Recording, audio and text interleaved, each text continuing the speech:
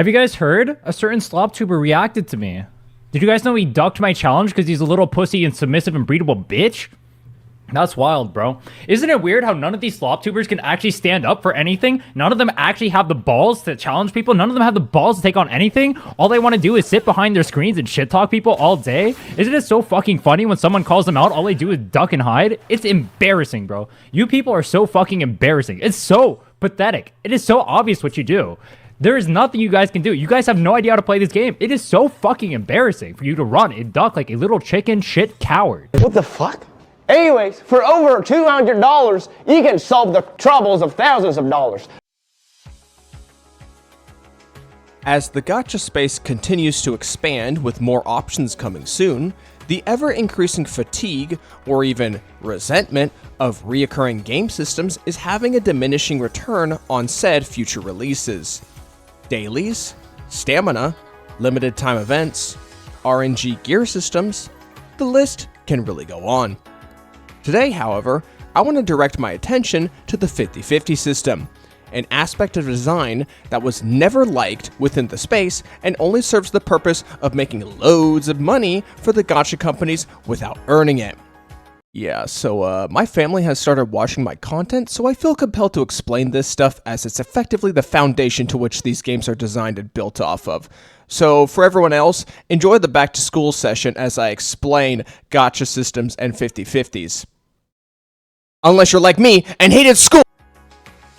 Gacha games are exclusively free-to-play experiences, yet despite this are some of the most profitable products on the market. The very reason for that is their gacha system.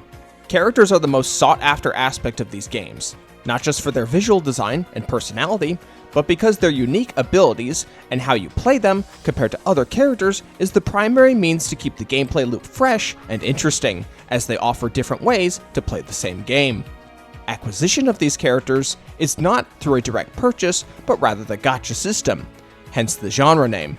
And let me tell you, when an entire genre of a game is defined by how it siphons money from you, you know you're in for a really bad time. In most common cases, players will spend a premium currency that is intentionally rationed out to them in pitiful quantities that you cannot grind for. This currency is then used to pull for a new character on what is referred to as a banner, a bundle of random rewards with a focus put on a couple particular characters or weapons used by said characters. These are broken up into rarities, with 5 stars being the most sought after and much stronger than the 4 stars, which are easier to acquire at the cost of a reduced power budget. I said easier, not guaranteed. Some of you poor souls out there are more likely to have a leprechaun cheat on your spouse than to pull the 4-star you wanted.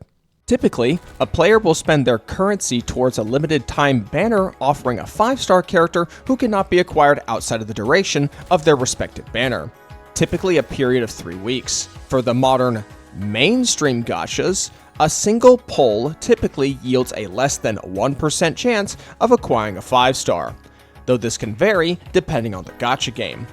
A player would continue to keep pulling until they reach the pity threshold, and the game will guarantee the next pull will be a 5-star, typically at the 80 or 90 pull mark, though it should be noted that in the last 20 or so pulls, the base chance will increase sharply as you approach the hard pity. This is referred to as the soft pity. When a 5-star is pulled, the game will then roll a 50/50 outcome as to whether or not you will win the 5-star character or fail and receive a character from the game's standard pool. Losing the 50/50 resets your counter and you must start over again, with your next 5-star pull outright guaranteeing you the character you were going for.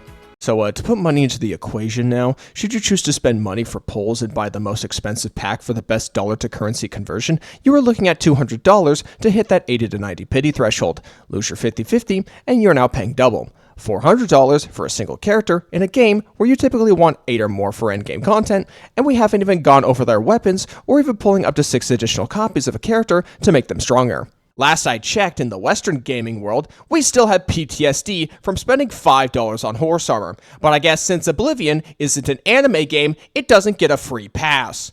I'm Rena Bruyant. I love dogs. Doesn't everyone? Bye. Gacha companies have recognized that there is a lot of money to be made by tailoring their monetization systems around some of the heaviest spenders that exist in the mobile gaming market, rather than offering a good deal to as many customers as possible.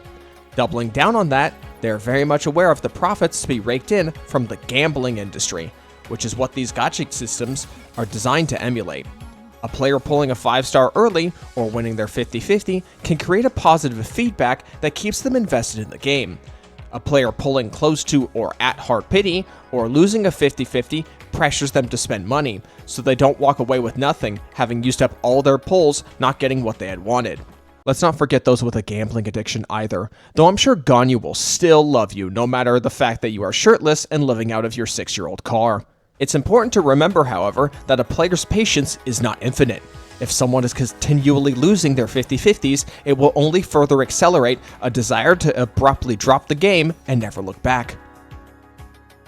As more and more gacha games continue to pile on in the market, the business model will need to adapt or change completely if these newer titles want to succeed. Gacha games are massive time sinks and can also become a financial black hole, so it would stand to reason that the average player cannot afford to be manipulated so intensely by so many gacha games at once. Though I wouldn't know, cause I'm clearly not the god of gacha games. I've been playing gacha for the last 8 years, and currently I main 13 of them, with more to come in the future. However, since these games need to be pushing out content updates at such a fast pace of usually 4 to 6 weeks, the budget required to upkeep this level of development is quite high.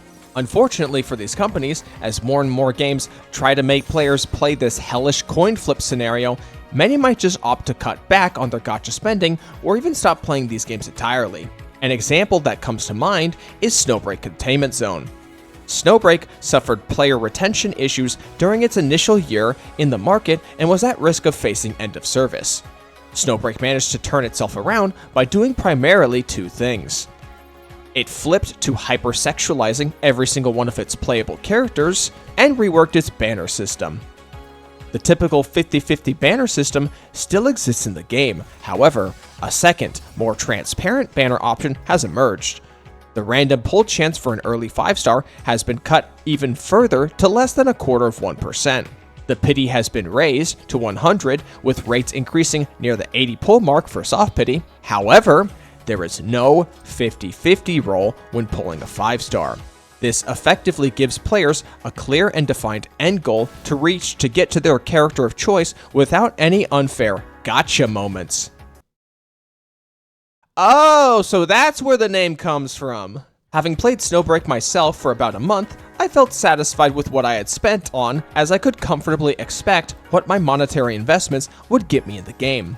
Now, of course, the 50-50 system isn't the only way to improve a game's gacha system to satisfy customers. They can also offer a higher than average premium currency reward rate per game patch compared to its competition, reward occasional free-to-claim 5-star characters, or reduce the pity counter altogether, to name a few. As for where the money lost would be made up from, I have already outlined one possible avenue through releasing more character skins in a previous video. Whatever route is taken, I do believe something needs to be done. Unless these upcoming gacha games can provide an experience that the market hasn't seen before, they're gonna need to lax their monetization systems enough for newcomers to wanna onboard yet another predatory gambling game. And with that, I have said all I really wanted to about 50-50 systems in gacha games. I tried my best to zero in on the basics of these gacha systems so I could then follow up on the 50-50 discussion. However, this situation as a whole truly is a deep and tangled mess with the intent to get players to spend money, as there is far more stuff I could have chose to talk about in this discussion. I'm not sure myself what gachas I'll still be playing as we see the market get saturated with all the new ones coming, so I'm likely to keep a close eye on my spending right now for a little while until I can comfortably say which ones I choose to invest in. Except Girls Frontline 2, of course. I know I'll be sticking around for that one. But until then, this was a short video, and I'm clocking out.